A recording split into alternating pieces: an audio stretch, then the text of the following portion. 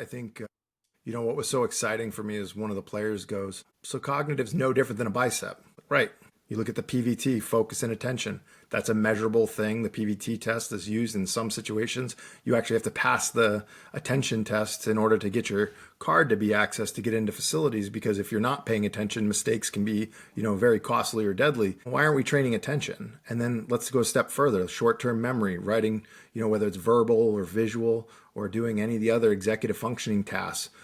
Stop tests, stop signs, Stroop test, all these different things have lived off in their own silo. We've now incorporated it. And what the players are starting to notice is that just like anything else, flexibility, strength, speed, being deficient in any of that costs them money. Except for cognitive, you can do on your phone, you can do it on your laptop, and you can measure it. And at first there's a little bit of skepticism of what are these silly games, or this is really boring. But the whole point is that if you go and you look and you drop their contract and you're like, when you hit these numbers, just like power, just like, barrel, exit velocity, pitching velocity, all these things, when these things are here, you get paid.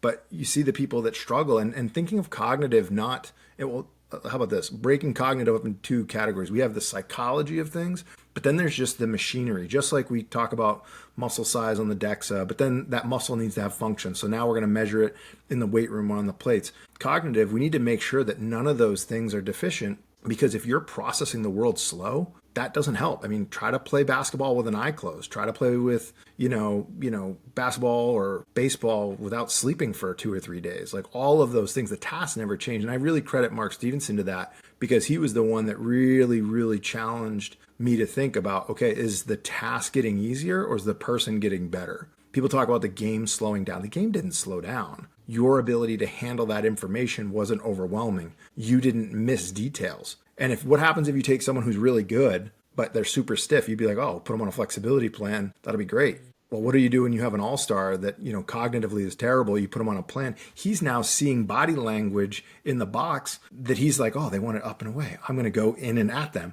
And it's the best season he's had. I mean, that's what gets exciting for me. And I hope that listeners realize we're not talking cognitive needing to take over the hour in the weight room. It's like 5 to 10 minutes. Think of it like activation. Like you activate, you do your clamshells, mini bands, you do a cognitive section, get that stuff up to speed. And then if you go look at someone like Brandon Stone's work, where we look at like 80% of heart rate reserve, that's really where, what can we do as strength and conditioning professionals to make sure that when the heart rate goes up, the stress goes up, we don't have a cliff, spatially remembering, what do I do if the person's on first and third?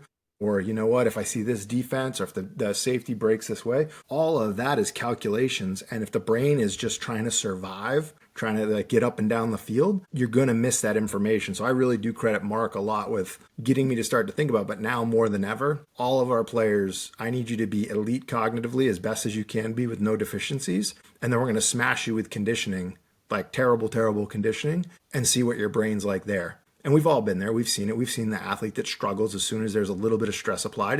And to do it safely, you can't be reckless with it.